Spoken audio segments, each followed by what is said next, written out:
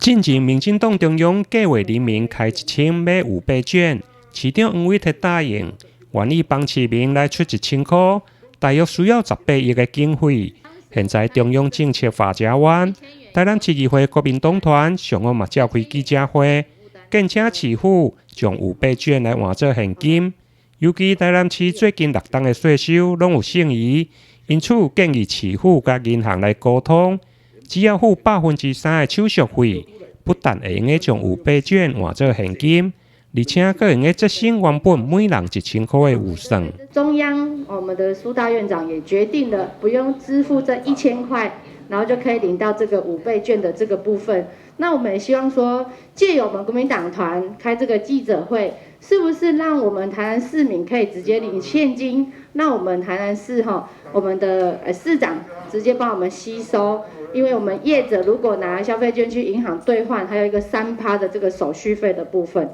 那民众直接领现金，那3%的手续费由我们市府去承担这个部分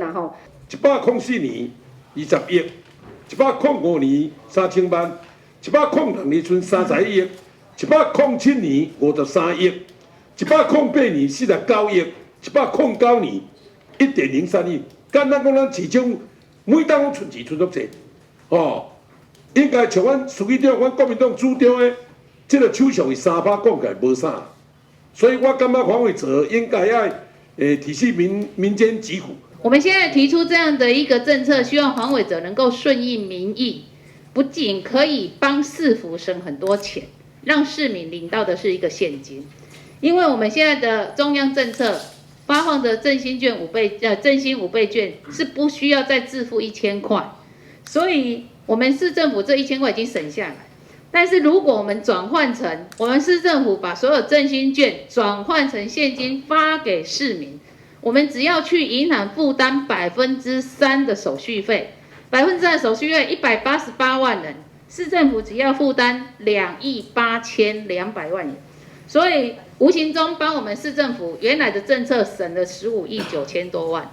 对此，市府财税甲主计处回应，虽然市库连续6档有盈余，不过还是有抵触340亿。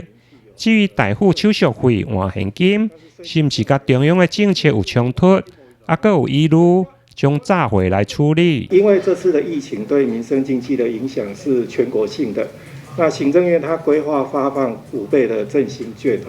那我们的了解是，目的是在一定期间内透过消费去振兴经济，但是它目前的方案还没有公布，那相关的措施、用途限制还有使用期限都还在统筹规划当中那依照刚刚建议说，由市政府来转换这个5倍券，然后负担手续费，只要给银行来发给市民的现金的这部分的可行性那是不是会跟中央政策？有冲突的部分这部分我们还有疑义啦。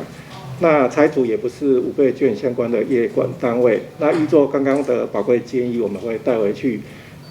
供市府长官做决策上的参考。议会国民党团建议，希望市长甲银行来协商，由市府来吸收3%的手续费，和188万的市民领取5000块的现金，不但率先全国。而且佫为市库来节省15亿9000多万，希望市府的团队会用苦民所苦，打进人民的心声。市库省钱，人民方便；市库省钱，人民方便。台南新闻林根采访报道。